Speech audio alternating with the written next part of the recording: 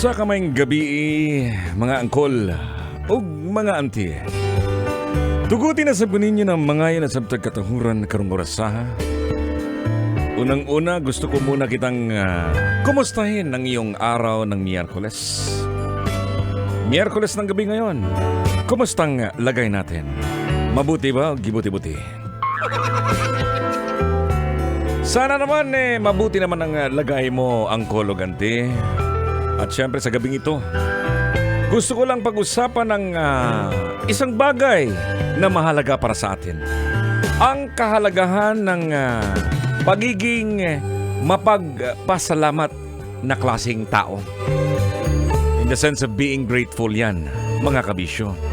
Maging sa komunidad, sa pinagtatrabahuan mo, o kahit saan man ikaw mapadpad. Dapat andun yung sense of being grateful always. Salamat Lord. Salamat Bay. Salamat Col. Salamat Auntie. Salamat mga kabisyo.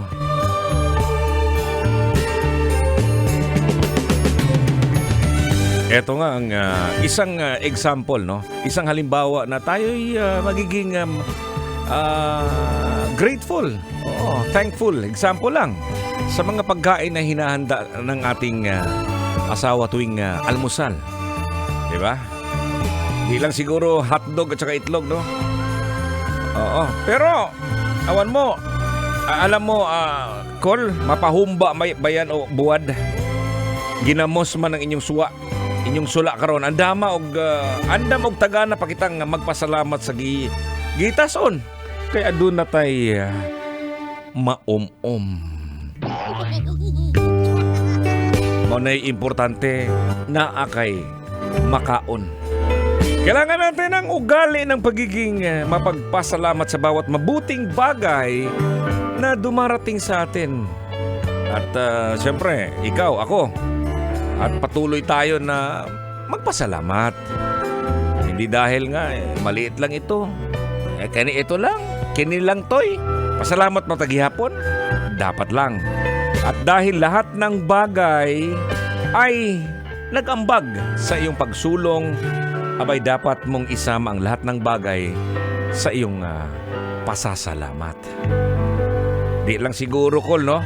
Ikaw ang rason kung ngano nimo nakabot ang kalampusan. Siguro daghang mga butang kinahanglan natong susihon og pasalamatan. Tangkilikin natin ang mga maliliit na bagay, Col, no?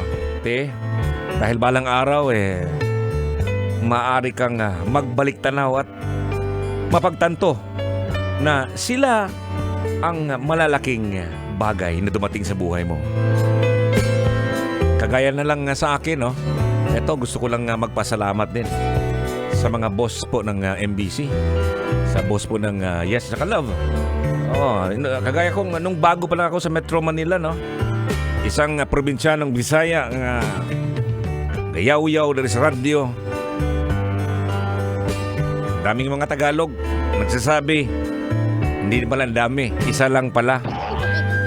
Di ba nung panahon na yon, nagsisimula pa lang ang Facebook, di ba? May nakita akong comment sa Facebook account ko. Sabi doon, uwi ka na. Dami, hindi ka naiintindihan dito kasi mga Tagalog ang nandito. Oh, siyempre, ikaw bilang isang Bisaya, no? Diyon, nawalan ka ng gana. Pero sabi naman ng Boss Willis natin, ituloy mo lang yan, Toy. Ug tuod man, akong gipadayon ng akong mga gipambuhat sa kahanginan. Oo, yaw-yaw tag Binisaya, sagulan na to ginagmay mga Tagalog. At unti-unti nilang naiintindihan. Nagkamali pala yung nag-comment. Bakit? Galunop man po din mga Bisaya dari sa Metro Manila. Sa kada libot na ako sa mga taxi barn, mututoy ko na sila nako. Ingon ana din na, no? Ayan. So, may mga bagay-bagay talaga tayo na hindi natin akalain. Pero, pasalamat pa rin tayo sa lahat ng mga tao, sa Diyos din. At kung sino-sino ba yan, kung paano mo nakuha ang isang bagay na akala mong hindi mo makukuha. Good evening, magandang gabi po sa inyong lahat. Yan, good evening, magandang gabi sa ating lahat. Sa mga nasa biyahe ngayon, no? Yung mga southbound pala. Heto, kagabi naipit ako dito. Intaon, mga alauna naman siguro to, no? Southbound, Rojas Boulevard, yung flyover po yan, dyan sa may EDSA, no? EDSA flyover. Sarado po yan. Buangan ako, ganyan kadlawo. Ang haba ng pila. Parang pila ng tatanggap ng sobre ni Kapitan para sa eleksyon. Totoo yan. So ngayon, eto, papunta naman ako sa opisina. Nakita ko na naman yung southbound. Sabi ko, dumaan na ako dyan. Sabi ko, El Kiki mong dako. Looy kakayo. Pag dumaan ka dyan sa may bandang Rojas Boulevard. Anyways, ang pag-uusapan po natin dito, mga angkol, ito yung the value of gratification. Ano bang ibig sabihin dyan, no? Minsan, mas okay pa yung mga tao wala. Minsan, mas okay pa yung mga taong wala, kaysa kasi sila pa yung mga nakaka-appreciate ng kung anong meron sila. At yung mga taong sobra-sobra naman, sila pa yung nagreklamo ng mga bagay-bagay na kung wala sila. Yawards, angkol, no? Diba? Totoo yan, no? Kaya dapat, madalas tayong magpapasalamat, no? Halimbawa, ito ngayon, magpasalamat tayo dahil meron tayong 500 pesos. Tuto, scan, hanep sa premyuhan.